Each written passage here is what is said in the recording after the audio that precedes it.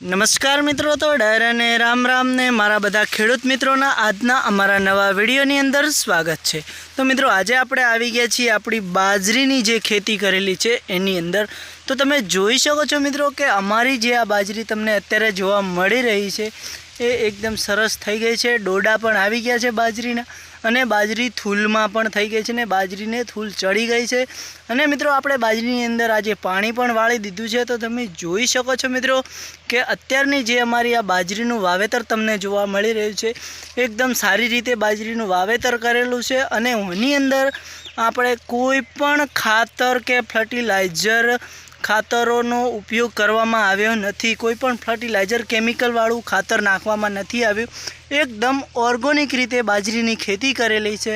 અને આ બાજરીની હાઈટ છે અત્યારે મિનિમમ 7 થી 8 ફૂટની લંબાઈમાં હાઈટ છે। અને જે એના જે ડોડલા છે, જેના કે કોહણા જે તમને અત્યારે જોવા મળી રહ્યા છે એ 1 ફૂટથી પણ વધારે લાંબુ એનું કોહણું છે, તમે જોઈ શકો છો।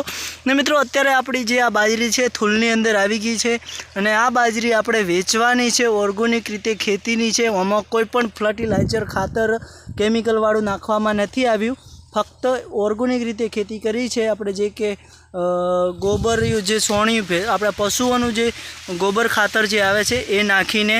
તો હવે મિત્રો આનો શું ભાવ હરાજી માર્કેટમાં આવશે એ તમે કહેજો, અને એનો હરાજી શું પડે છે। અને મિત્રો અમારે આ જે બાજરી છે ઓર્ગેનિક રીતે કરેલી છે, 7 વીઘાનું વાવેતર છે। અને મિત્રો અમારે ઘરે રાખવાની છે થોડી, અને બાકી જે બાજરીનું થશે ઉત્પાદન એ આપણે વેચવાનું છે। તો આની જે પણ મારા ખેડૂત ભાઈઓને, જે પણ વેપારીને અમારી આ બાજરી ખાતર વગરની છે, ખાતર કોઈ પણ ફર્ટિલાઇઝર ખાતર નાખેલું નથી, તો જેને પણ અમારો આ ખાતરવાળી બાજરી જોઈતી હોય તે કોમેન્ટ કરી દેજો।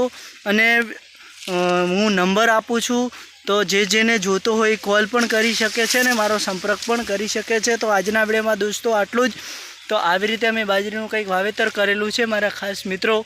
તો સારું લાગે અમારી બાજરીનું વાવેતર, અને હાલના 15 થી 20 દિવસ પછી આપણે બાજરી વાટવાની છે, તૈયાર થઈ ગઈ છે। તો જેને બાજરી જોઈતી હોય એ વિડીયોને લાઈક કરી દેજો, કોમેન્ટ કરી દેજો, અને